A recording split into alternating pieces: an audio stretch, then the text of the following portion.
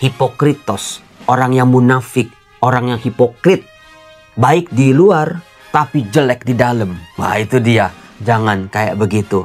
Karena orang yang seperti itu betul-betul terhalang berkatnya, terhalang kasihnya, terhalang sukacitanya, terhalang keselamatannya. Jangan sampai kita seperti orang Farisi ini. Kayak apa sih Romo? Bikin penasaran aja. Salam damai sejahtera saudara-saudaraku yang terkasih, pencinta firman Tuhan. Berjumpa kembali dengan Bible Learning with Father Joseph. Saudara-saudaraku, bagaimana kabar Anda hari ini? Saudaraku, siapa yang tidak pernah bosan-bosan membaca firman Tuhan?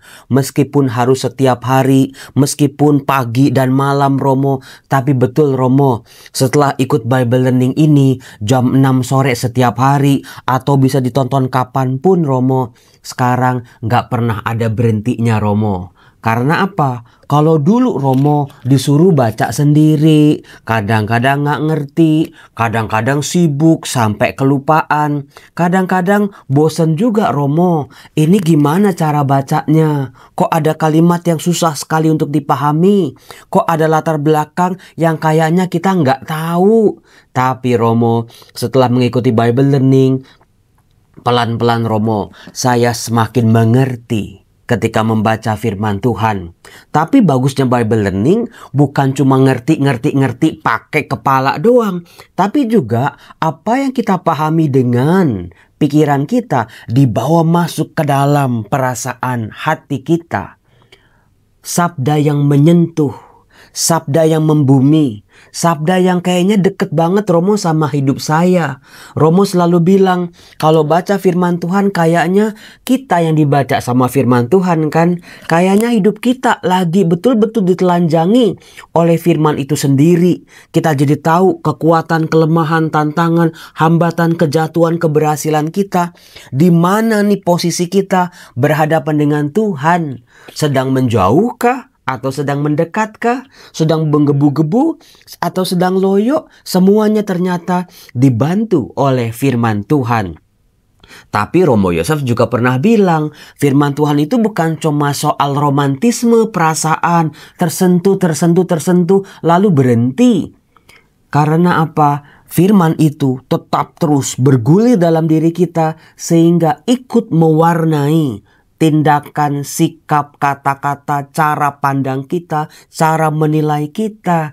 Sehingga Romo, sekarang meskipun saya masih harus bergulat Romo, tapi saya bisa mengatakan iman saya sudah 1-2 langkah maju ke depan. Terima kasih. Saudara-saudara, saya seneng banget kalau pengorbanan saya bangun setiap 4:30 pagi bikin video kayak begini ketika Anda masih pada tidur.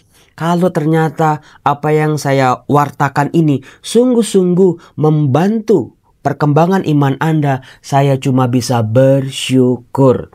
Karena seperti sudah saya katakan, ternyata pewartaan yang saya lakukan setiap hari bukan hanya untuk para pendengar, tapi terlebih untuk saya seorang pewarta. Hidup saya banyak diubah oleh firman Tuhan. Bukan cuma, Romo sekarang kok kurusan. Bukan itu sih. Tapi bagaimana cara saya melihat diri saya sendiri. Cara saya melihat orang lain. Dulu tuh saya nggak sabaran orangnya. Dulu tuh saya tuh perfeksionis. Dulu tuh saya tuh mudah kecewa. Karena kan orang perfeksionis itu mudah kecewa, bukan? Tapi setelah membaca firman Tuhan, saya menyadari setiap orang yang ada di dunia ini berhak untuk bahagia. Coba tanyakan pada diri Anda sendiri. Romo, terima kasih kalimat ini. Ternyata aku juga berhak untuk bahagia. Bahasa rohaninya, bahasa kitab sucinya adalah kita semua tanpa kecuali memperoleh berkat dari Tuhan. Untuk apa? Untuk bahagia sebetulnya. Saya pikir Romo, saya berjuang nih untuk kebahagiaan pasangan saya. Saya berjuang Romo untuk kebahagiaan anak-anak saya. Saya berjuang Romo untuk kebahagiaan orang tua saya Romo. Supaya mereka semua jangan sampai kekurangan. Tapi seringkali kita lupa terhadap kebahagiaan diri kita sendiri. Betul? Atau kita lupa di kutub yang sebaliknya, kita hanya mengejar, mencari, menomorsatukan kebahagiaan kita sampai kita lupa loh.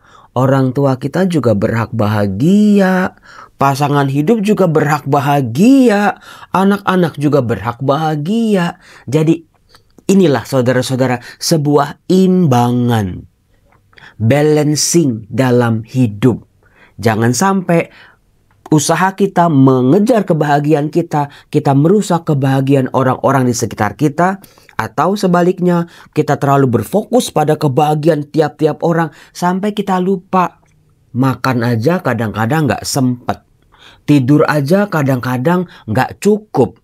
Istirahat sejenak aja, baca firman Tuhan aja, doa aja kayaknya gak ada waktu. Ngurus cucu lah, ngurus dapur lah, ngurus tetangga lah, ngurus inilah. Betul? Betul Romo, gelpok karena firman Tuhan. Saudara-saudara, kemarin saya kan dapat dari YouTube itu hasil langganan Anda semua. Terima kasih. Kemarin setelah dapat uangnya itu, tim saya di Rumah Teduh Suryo, Romo, laptop kami rusak Romo. Ya udah, tanpa ragu-ragu lagi saya langsung beli laptop yang baru untuk data pasien supaya terupdate terus, supaya teradministrasi dengan baik. Terima kasih berkat bantuan Anda. Sekarang di sini ada pelanggan-pelanggan baru, ada Ita B, ada Angela Putri, ada Ratna Wijaya, ada Trianda Stefanus, ada Feni Lorencia, ada Lani Tikno, ada Albatta Herbal Nusantara. Terima kasih, setiap hari pelanggan-pelanggannya bertumbuh. Terima kasih, terima kasih, terima kasih untuk Anda. Saudara-saudara, bacaan hari ini, kita kalau baca bacaan pertama dari Kejadian 28 masih tentang kisah Yakub. Karena setelah Abraham diceritakan, Ishak diceritakan, sekarang cucunya Abraham nih namanya Yakub. Bagaimana nanti diceritakan dia bergumul. Bergumul bukan soal ini gimana anak harus bayar uang kuliah, ini belum ada duitnya. Bergumul bukan cuman ini gimana nih utang udah jatuh tempo nih. Bukan itu. Bergumul bukan cuman dengan sakit penyakit, dengan pasangan hidup. Tapi tokoh kitab suci yang bernama Yakub ini bergumul dengan Allah. Saya mengharapkan ketika nanti kita membaca bersama-sama Kejadian bab 28 ayat 10-22, betul-betul kayaknya Romo, pergumulan hidup saya Romo yang saat ini sedang saya jalani betul-betul dikuatkan oleh bacaan firman Tuhan. Jadi bukan cuma bercermin, kok saya Yakub banget ya Romo, tapi apa yang dilakukan oleh Yakub betul-betul kita para pembaca firman Tuhan jadi tahu apa yang harus saya lakukan saat ini Romo. Apa yang harus saya kejar Romo. Karena banyak orang mengejar segala hal dalam hidup ini, tapi dia nggak tahu apa yang dia kejar. Betul nggak? Iya ya Romo, saya nyari duit. Wah, sampai stres Romo nyari duit zaman sekarang Romo. Terus karena saya stres saya harus jalan-jalan Romo. Buat apa jalan-jalan? Ngilangin stres kan?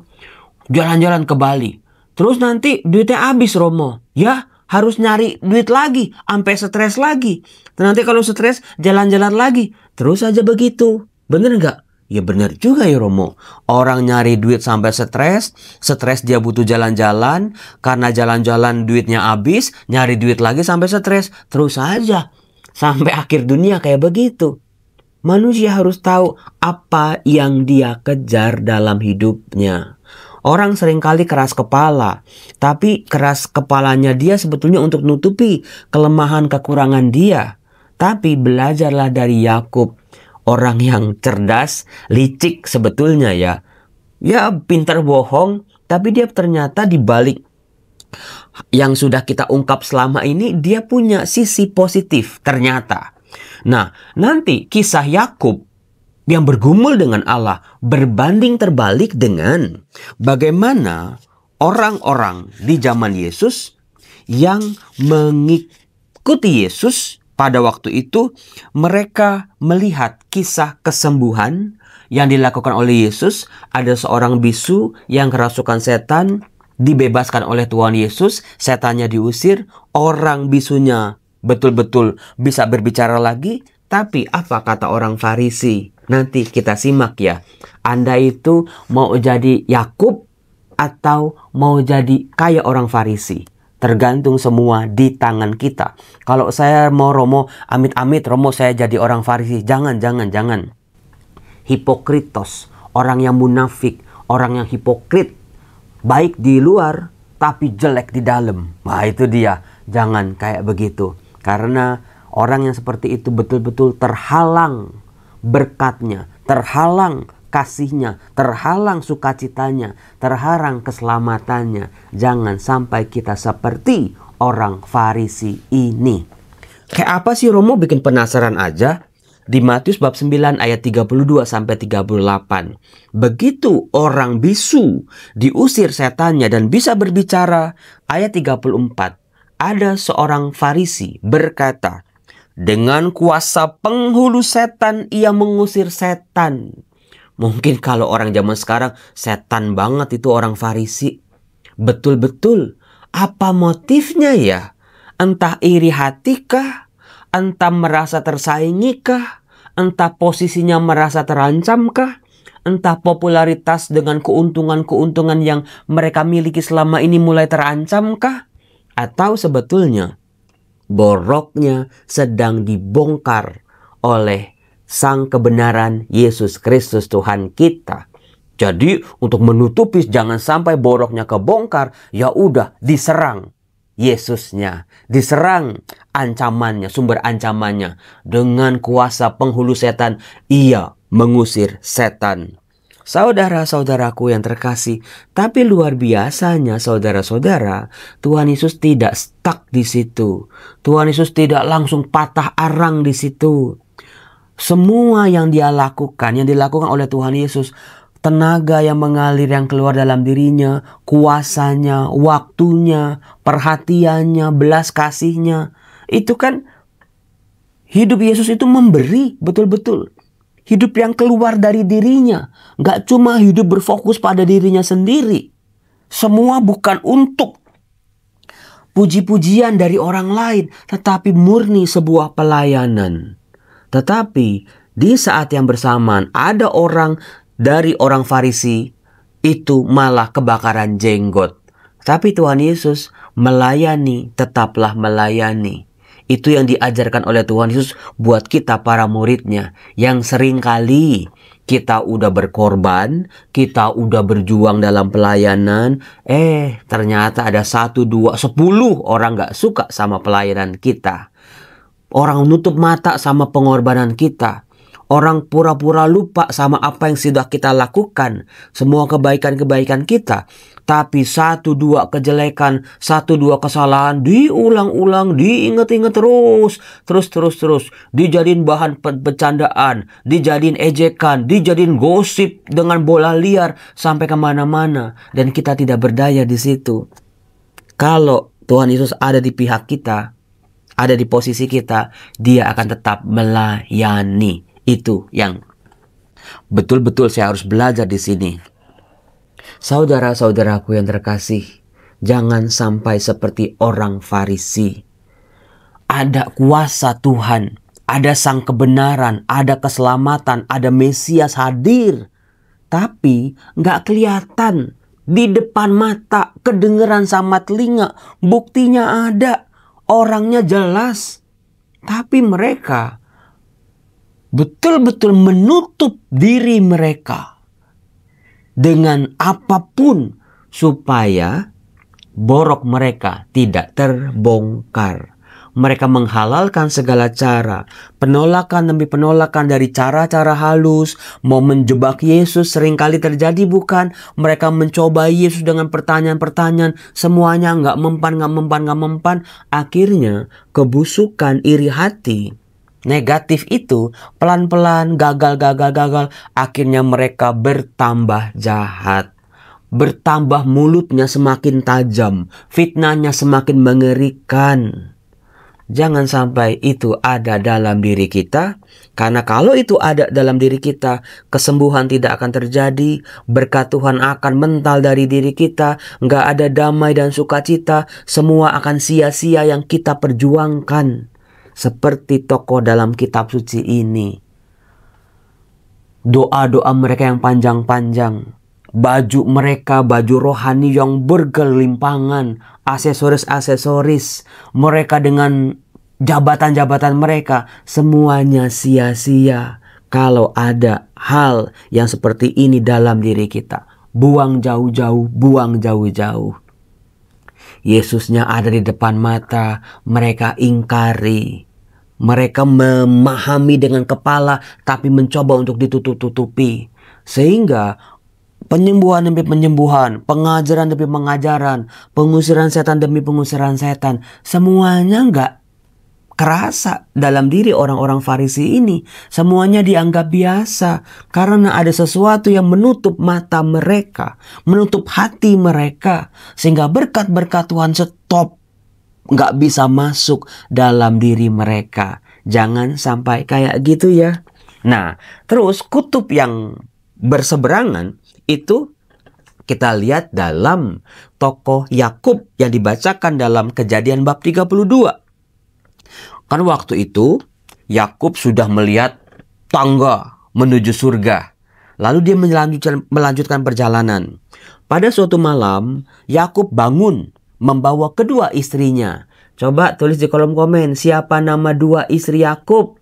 Tahu dong Romo, namanya yang pertama Leah, yang kedua Rahel. Pinter, pinter, pinter.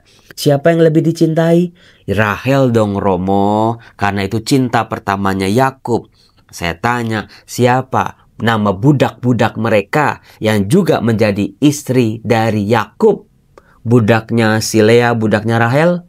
Ayo, kalau Anda tahu ini, level Anda sudah naik tingkat nih. Bilha dan Silpa. Mereka lah yang diberikan oleh kedua istri Yakub ini karena terjadi persaingan waktu itu. Kedua budaknya perempuan, nah ini dia, Bilha dan Silpa. Dan ke-11 anaknya. Ia menyeberang di tempat penyeberangan sungai Yabok. Sesudah menyeberangkan mereka, ia menyeberangkan juga segala miliknya. Saudara-saudara, ketika menyeberang, ada harta milik, ada keluarga. Yang pertama-tama diselamatkan oleh Yakub, diseberangkan dulu adalah keluarganya. Harta miliknya belakangan. Karena kalau orang berpikir ya, waduh, kalau aku nyebrangin mendahulukan dulu keluargaku, nanti harta milikku akan dirampok oleh orang lain, gak ada yang jagain. Betul, belajar dari Yakub, dia mendahulukan keluarganya untuk diselamatkan lebih dahulu daripada harta miliknya. Iya ya, ternyata saya pikir Yakub itu curang, penipu, pembohong. Ternyata dia memang family man. Lalu tinggallah Yakub seorang diri. Maka terjadilah seorang laki-laki bergulat dengan Yakub sampai fajar menyingsing. Apa yang Anda pelajari di sini? Ketika Yakub ambil jarak dengan keluarganya, ambil jarak dengan harta miliknya, dia sendirian. Pada saat itulah dia bisa berfokus. Dia berjumpa dengan seorang laki-laki dan bergulat sampai fajar menyingsing. Keluarga, oke, itu sumber kebahagiaan kita, fondasi kebahagiaan kita. Harta milik kita juga perlu, tapi manusia juga perlu sesekali menarik diri antara aku dengan Tuhanku. Ini yang saya sebut, setiap manusia punya hak untuk bahagia, punya hak untuk berdoa, punya hak untuk membaca firman Tuhan, punya hak untuk menjalin relasi pribadi dengan Tuhan. Ketika orang itu melihat bahwa ia tidak dapat mengalahkan Yakub, ia memukul sendi paha Yakub sehingga sendi itu terpelecok ketika Yakub bergulat dengan orang itu. Lalu kata orang itu, biarkanlah aku pergi, karena fajar telah menyingsing. Sahut Yakub, aku tidak akan membiarkan kau pergi jika engkau tidak memberkati aku. Ini dia. Betul-betul dia punya perjuangan. Dia nggak akan lepaskan orang itu sebelum orang itu memberkati dirinya. Nah, saudara-saudara, ini poin kedua hal positif yang kita bisa pelajari dari Yakub. Untuk memperoleh berkat, untuk memperoleh keselamatan, untuk mencari kebenaran. berjuang. Nggak bisa diem doang. Nggak bisa cuma di rumah doang. Nggak bisa itu nanti berkat datang sendiri. Nggak bisa itu pemahaman ya ngetok pintu kita gitu. Ngasih ke kita. Nggak bisa. Hidup itu penuh perjuangan. Seperti Yakub berjuang. Seperti seorang laki-laki. Bertanyalah orang itu kepadanya, siapakah namamu? Sahut Yakub menjawab, namaku Yakub. Lalu kata orang itu, namamu bukan lagi Yakub, melainkan Israel.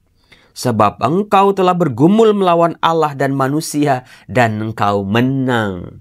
Saudara-saudara, ternyata di sini salah satu manifestasi Allah dalam diri seseorang yang bergumul dengan Yakub. Sebuah ungkapan, sebuah kebenaran di balik kisah. Ternyata saudara-saudara, hidup juga kadang-kadang kita mengalami pergumulan dengan Allah Sang Pencipta, dengan Allah Sang Sumber berkat-berkat kita. Ketika manusia betul-betul mengetuk hati Tuhan, mencari Tuhan dengan segenap hati, manusia akan memperolehnya. Belajarlah dari Yakub, kejarlah berkat-berkat kita, maka berkat akan mendekat juga pada kita. Kemudian yang menarik, bertanyalah Yakub, katakanlah juga namamu. Nah, kan kalau normalnya kan Yakub tadi ditanya, siapa namamu? Namaku Yakub. Lalu Yakub balik tanya, siapa namamu? Yang unik bin ajaib adalah saut orang itu, mengapa engkau menanyakan namaku? Karena ayahnya Simson waktu kedapatan malaikat kan nanya siapa namamu. Malaikat marah, bukan hakmu bertanya siapa namaku. Karena ini ada tradisi, ada latar belakang budaya ribuan tahun yang lalu. Antara orang yang lebih tinggi dengan orang yang lebih rendah, itu nggak bisa yang lebih rendah nanya nama, itu kurang ajar. Tapi Musa pernah tuh, siapa namamu? Aku adalah aku, nanya nama Allah siapa. Tapi kebiasaannya itu nggak boleh. Ini yang juga terungkap di sini. Dikatakan Yakub menamai tempat itu Peniel. Katanya, aku telah melihat Tuhan berhadapan muka, tetapi aku tetap hidup. Saudara-saudara, berbeda dengan orang-orang Farisi, ada keajaiban, ada kehadiran Tuhan tampak dalam pandangan mereka, tapi mereka nggak lihat, mereka menyangkal. Tapi Yakub bergumul sampai fajar menyingsing. Dia minta kejar berkatnya, dan dia melihat, mengalami pengalaman Allah hadir dalam hidupnya. Mungkin kalau orang biasa nggak punya kepekaan, tempat itu tempat aku berantem tuh sama orang. Tapi Yakub melihat lebih dalam lagi. Ternyata ini kekuatan Yakub. Dia betul-betul merasakan kehadiran Allah dalam dirinya. Sehingga berkat-berkatnya mengalir, mengalir, dan mengalir. Luar biasa bukan? Semoga kita belajar dari Yakub, menjauhkan diri dari sikap orang-orang Farisi di dalam bacaan Injil tadi. Salam damai sejahtera, Tuhan Yesus memberkati kita semua. Bye-bye.